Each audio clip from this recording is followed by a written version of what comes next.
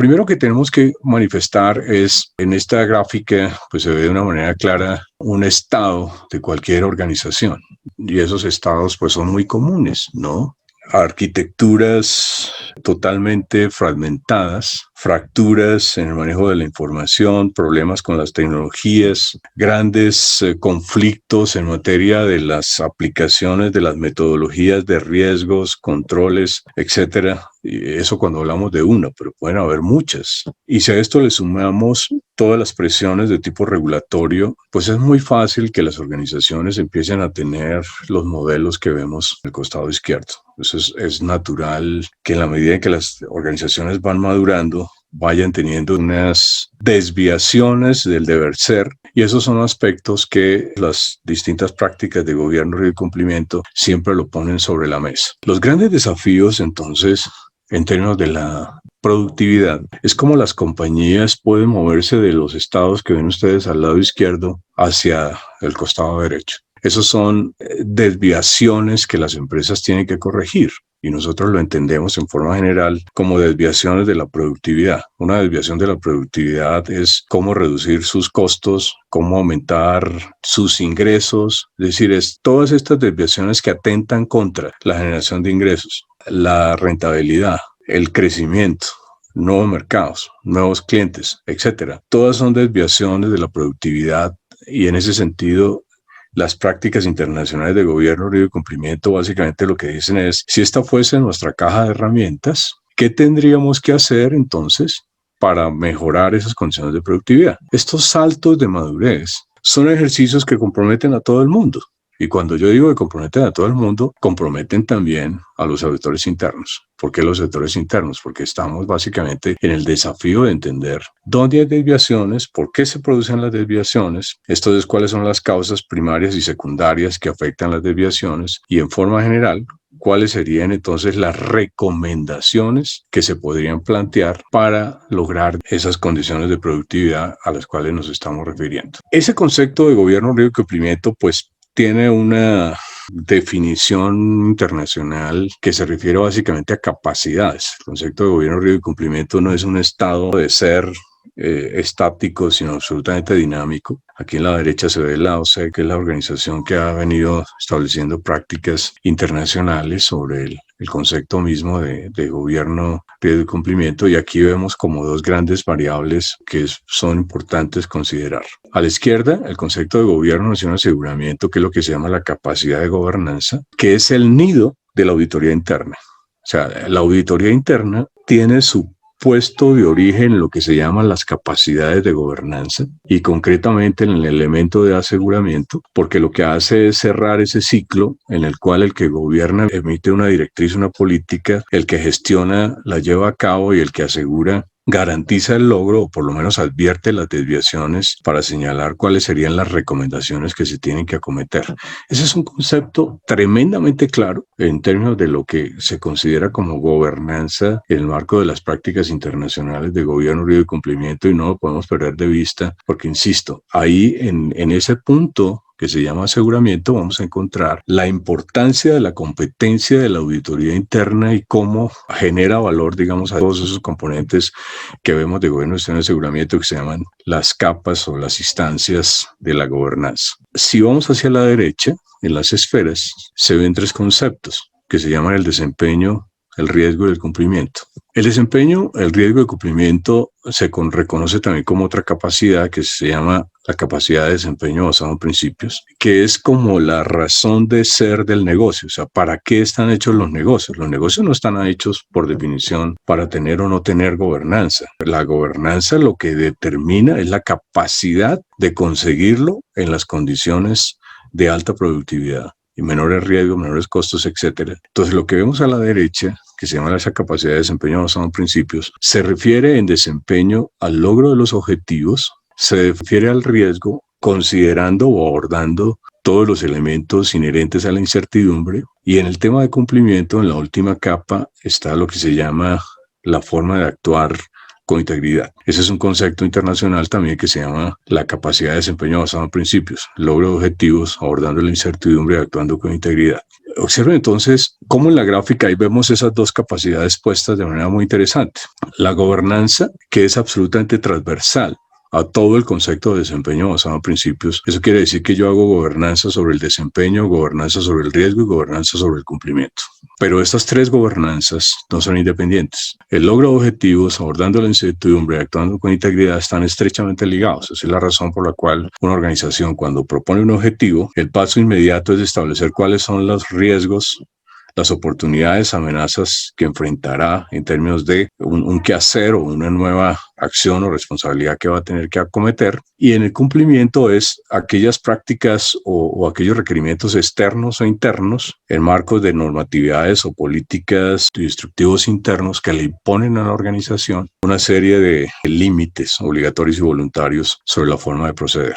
El concepto de gobierno, riesgo y cumplimiento es toda una capacidad, como estamos viendo acá, que involucra la gobernanza por un lado y por otro lado el desempeño basado en principios. Entonces, un poco la reflexión es cómo, en forma general, las condiciones técnicas del gobierno, riesgo y cumplimiento, la gobernanza, permite en ese contexto, incorporando la auditoría interna, permite generar valor a la organización en el contexto que estamos viendo. La auditoría interna no es un elemento aislado de esto. La auditoría interna es ese elemento de aseguramiento, o uno de los elementos de aseguramiento, por supuesto. No solamente los auditores internos hacen aseguramiento, pero uno de los elementos del aseguramiento vital en todos los modelos internacionales de gobierno y de cumplimiento, justamente es la auditoría interna, por ese desafío que se impone en términos de qué es lo que la auditoría interna le compete. Si la auditoría interna es incapaz de operar de manera efectiva, está generando un efecto estructural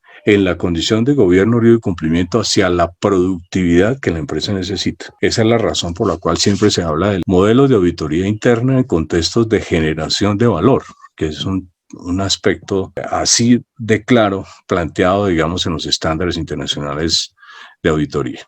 Lo que sigue es una reflexión sobre qué bases es que se mueve la auditoría interna, digamos, en este gran marco de referencia, digamos, de naturaleza deductiva, si bien planteado así, pero sí nos permite dejar claro como algunos elementos para el ejercicio que vamos a explicar. Nosotros entendemos entonces las prácticas internacionales de GRC como se ve en el cubo que está a la izquierda. Complejo, por supuesto, porque las organizaciones por definición lo son, ¿no? El asunto es ¿cuáles son los sistemas que articula, cómo los articula y por qué los articula? Ese es un entendimiento que los auditores internos debemos tener absolutamente claro en términos de establecer entonces yo qué hago, cómo lo hago, cuándo lo hago, por qué lo hago, que es básicamente en ocasiones parte de esa fragmentación existente entre las propuestas y los trabajos de los auditores internos y las expectativas de otras partes interesadas, como puede ser el gobierno corporativo, como puede ser las otras áreas de operación, la segunda línea de defensa o en general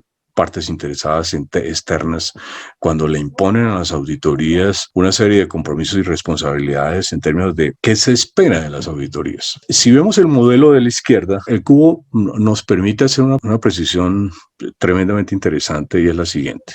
En GRC siempre hablamos de esas tres grandes capacidades, la capacidad de gobernanza, capacidad de desempeño basado en principios y la capacidad de la arquitectura, como estamos viendo acá. Esas capacidades son un conjunto de elementos que la organización tiene que saber articular. Entonces, hace un momento habíamos explicado dos capacidades, que era una capacidad de gobernanza que se llamaba gobierno, gestión y aseguramiento. Aquí lo podemos ver un poco más claro. En las instancias de la zona gris, las instancias de gobierno, dirección, operación, supervisión y la propia auditoría interna. Esas cuatro instancias de zona gris es lo que a nivel internacional también se reconoce como gobierno y las tres líneas de defensa.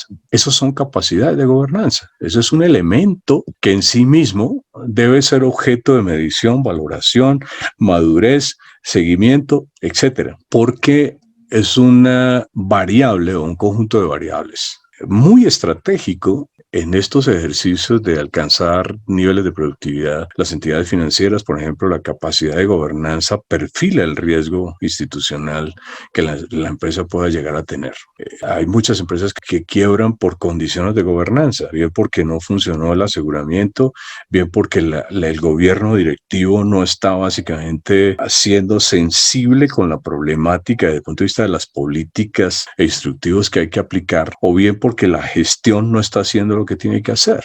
A la izquierda está el desempeño basado en principios que son las clásicas, lo que son los sistemas de riesgo, los sistemas de control, los sistemas de cumplimiento y, por supuesto, los misionales de logro de objetivos. Son sistemas que seguramente están más estructurados o se entienden mejor que las condiciones de gobernanza, porque las condiciones de gobernanza se pueden ver como roles y funciones a lo largo de toda la institución. Los sistemas ya enmarcan básicamente las actividades de generación de ingresos, las actividades que tienen que ver necesariamente con las exposiciones de riesgo, las actividades que tienen que ver con el mantenimiento, efectividad, desarrollo de efectividad de los sistemas de control y, por supuesto, lo que tiene que ver con los marcos de cumplimiento. Eso lo entendemos como capacidad del desempeño basado en principios. Lo nuevo que aparece acá es esta parte baja, la zona morada, que se llama arquitectura empresarial. Y todos esos medios que usan las empresas para poder llevar a cabo toda su actividad de naturaleza misional. Y ahí está ciertamente las estrategias, las estructuras organizacionales, los procesos, los sistemas de información, las tecnologías, etc. Entonces aquí viene una reflexión que es muy importante. Todas las empresas tienen esas tres capacidades, ténganlo así de claro. Que las tengan identificadas, que no las tengan identificadas, que las tengan estructuradas, que las tengan mapeadas, que las tengan medidas, que las tengan gestionadas, es otro problema. Eso es lo que se llama estados de madurez de gobierno y de cumplimiento. Cuando una empresa no tiene claro qué es qué y dónde va, no quiere decir que no tiene una capacidad de GRC. Sí la tiene, lo que pasa es que es absolutamente inmadura o está en un estado inconsciente.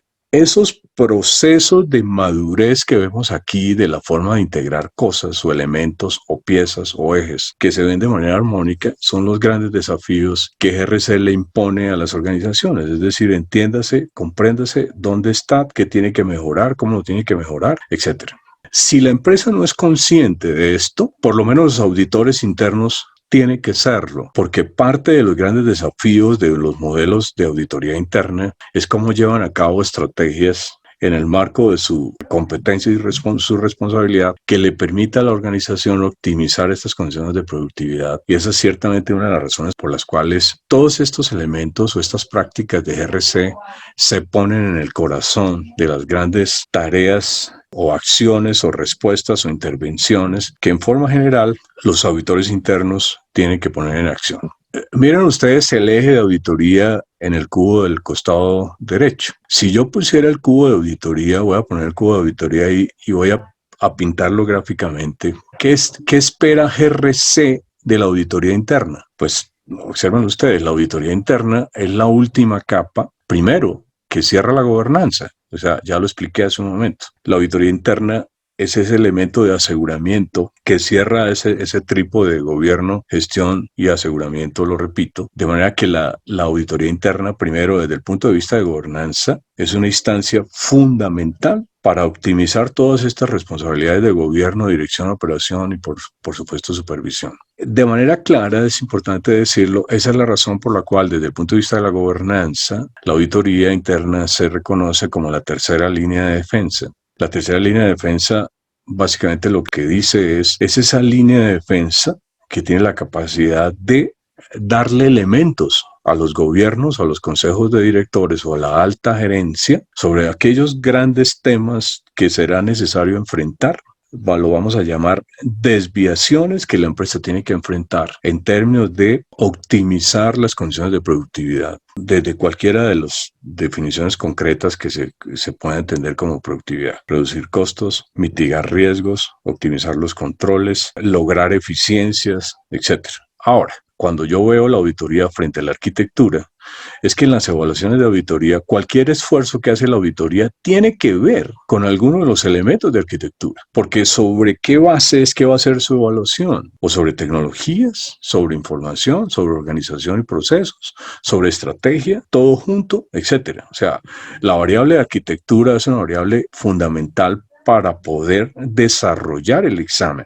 Y si lo piensan ustedes un poquito de manera multidimensional, se darán cuenta que la auditoría entonces también va a operar sobre el desempeño, riesgo, control y cumplimiento. Entonces, si yo pudiera entender cuáles son los grandes desafíos que tiene la auditoría en materia de las capacidades de gobierno, riesgo y cumplimiento, ahora ya me están poniendo una prueba bastante compleja. Y es que las auditorías internas tienen que jugar un rol en términos de los exámenes sobre la capacidad de gobernanza que pueda tener la empresa, sobre la capacidad de integralidad. Cuando hablamos de integralidad son las tendencias y comportamientos del desempeño, el riesgo, control y cumplimiento, sobre las capacidades de alineamiento, es los elementos que tienen que ver con las arquitecturas, que es estrategia, procesos de información y tecnología. Alineamiento se refiere a la capacidad de conseguir que las estrategias caigan en los modelos de operación, en términos de apoyar el gobierno en la dirección, en términos de apoyar las 3 líneas de defensa, etcétera. La gran responsabilidad que tienen entonces las auditorías internas en el marco de las prácticas internacionales de gobierno, riesgo y cumplimiento, entonces tenemos que advertir que no son menores, porque